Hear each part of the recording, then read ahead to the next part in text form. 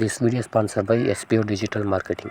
நீங்கள் வேலை தேடின்னு இருக்கிற நபரா, இல்லை ஹவுஸ் ஒய்ஃபோ, லேடிஸா, இல்லை படிக்கிற ஸ்டூடெண்ட்ஸா, உங்கள்கிட்ட ஒரே ஒரு ஆண்ட்ராய்டு மொபைல் இருந்து அதில் ஃபேஸ்புக், இன்ஸ்டாகிராம், யூடியூப் இது மூணுத்தில் எது இருந்தாலும் நீங்கள் இந்த ஜாபுக்கு எலிஜிபிள்.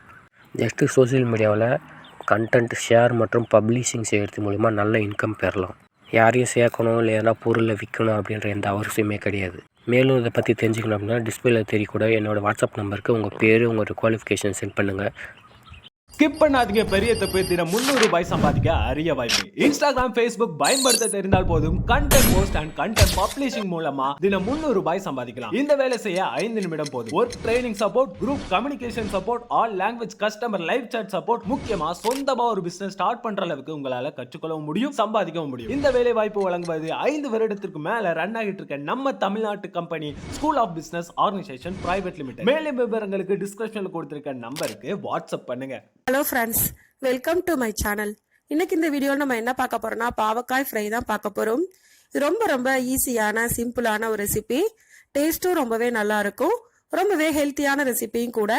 இதே மெத்தட்ல இந்த பாவக்காய் ஃப்ரை நீங்க பண்ணும்போது பாவக்காய் பிடிக்காதவங்க கூட ரொம்பவே விரும்பி சாப்பிடுவாங்க. வாங்க இந்த பாவக்காய் ஃப்ரை எப்படி பண்றதுன்னு வீடியோல பார்க்கலாம். அதுக்கு நான் ஒரு 250 கிராம் அளவுக்கு பாவக்காய் எடுத்திருக்கேன்.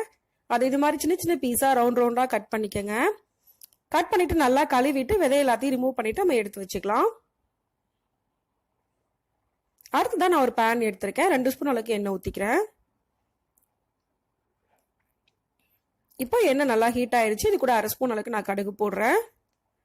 கடுகு லைட்டா ஃப்ரை ஆனதுக்கு அப்புறமா 1/2 ஸ்பூன் அளவுக்கு உளுந்தம் பருப்பு போட்டுக்கிறேன். இப்போ இது ரெண்டும் நல்லா ஃப்ரை ஆகணும்.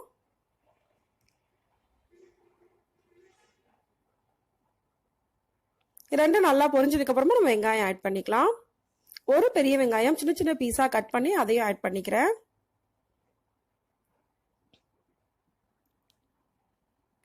அது கூடவே ஒரு 6 பல் பூண்டு போடுறேன்.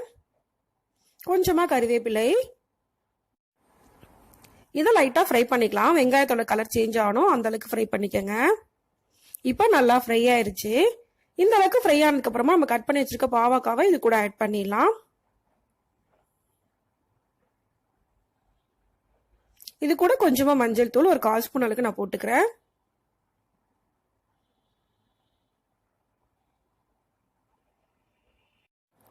இப்போ இதுக்கு தேவையான அளவுக்கு உப்பு போட்டுக்கலாம்.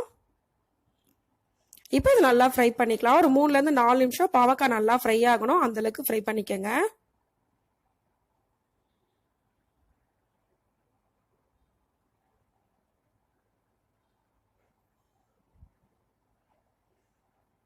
இப்போ இதுக்கப்புறமா நம்ம மூடி வச்சு குக் பண்ணலாம். ஒரு 2ல இருந்து 3 நிமிஷத்துக்கு சிம்ல வச்சு மூடி வச்சிருங்க. இப்போ பாவக்காய் நல்லா குக் ஆயிடுச்சு. இந்த ஸ்டேஜ்ல இது கூட ஒரு பச்சை மிளகாய் ஆட் பண்றேன். ஒரு தக்காளி சின்ன சின்ன பீஸா கட் பண்ணி அதையும் ஆட் பண்ணிக்கங்க. இப்போ இது நல்லா வதக்கிக்கலாம்.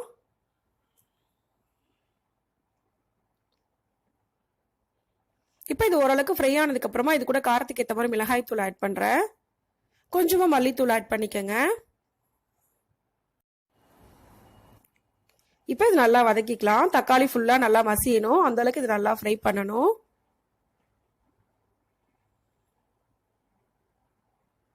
ஒரு 3 நிமிஷம் போல நீங்க ஃப்ரை பண்ணீங்கன்னா போதும், தக்காளி ஃபுல்லா நல்லா குக் ஆயிடும். இப்போ நல்லா தக்காளி ஃபுல்லா குக் ஆயிடுச்சு. இந்த ஸ்டேஜ்ல இது கூட கொஞ்சமா புளி கரைசல் நான் ஆட் பண்றேன். ஒரு எலுமிச்சம் பழ அளவுக்கு புளியை கரைச்சு இது கூட ஆட் பண்ணிக்கிறேன்.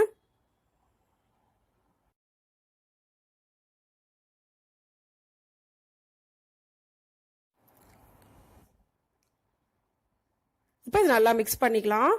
கொஞ்சமா தண்ணி ஆட் பண்ணிக்கிறேன். 1 கப் அளவுக்கு தண்ணி ஊத்திக்கங்க. ஊத்திட்டு நல்லா குக் பண்ணிக்கலாம். மூடி வச்சு ஒரு 5 நிமிஷம் போல குக் பண்ணீங்களா போதும், இது ஃபுல்லா குக் ஆயிடும். இப்போ 5 நிமிஷத்துக்கு அப்புறமா நான் ஓபன் பண்ணி பார்க்குறேன். தண்ணி ஃபுல்லா ட்ரை ஆகி நல்லா குக் ஆயிருக்கு. இப்போ இது நல்லா மிக்ஸ் பண்ணிக்கங்க. இப்போ இது நல்லா குக் ஆயிருச்சு. இப்போ ஃபைனலா இது கூட வேணும்னா ஒரு சின்ன துண்டு நீங்க வெல்லம் ஆட் பண்ணிக்கலாம். அது வந்து ஆப்ஷனல் தான், வேணாட்டி நீங்க அவாய்ட் பண்ணிக்கங்க.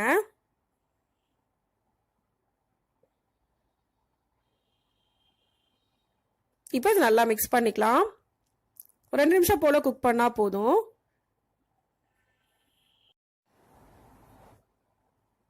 வெல்லம் குக் ஆகிறதுக்காக மட்டும் 2 நிமிஷம் போல் குக் பண்ணிக்கோங்க. இப்போ இது ஃபுல்லாக குக் ஆயிருச்சு. இந்த ஸ்டேஜில் நம்ம அடுப்பை ஆஃப் பண்ணிடலாம்.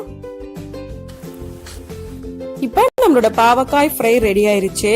இது ரொம்ப ரொம்ப ஈஸியான சிம்பிளான ஒரு ரெசிபி. இதே மெத்தட்ல நீங்க செய்யும் போது பாவக்காய் பிடிக்காதவங்க கூட ரொம்பவே விரும்பி சாப்பிடுவாங்க. ரொம்பவே ஹெல்த்தியான ரெசிபியும் கூட. இந்த ரெசிபியை இதே மெத்தட்ல நீங்களும் செஞ்சு பாருங்க. இந்த வீடியோ உங்களுக்கு பிடிச்சிருந்தா லைக் பண்ணுங்க, ஷேர் பண்ணுங்க, கமெண்ட் பண்ணுங்க. மறக்காம சேனலை சப்ஸ்கிரைப் பண்ணுங்க. தேங்க்ஸ் ஃபார் வாட்சிங்.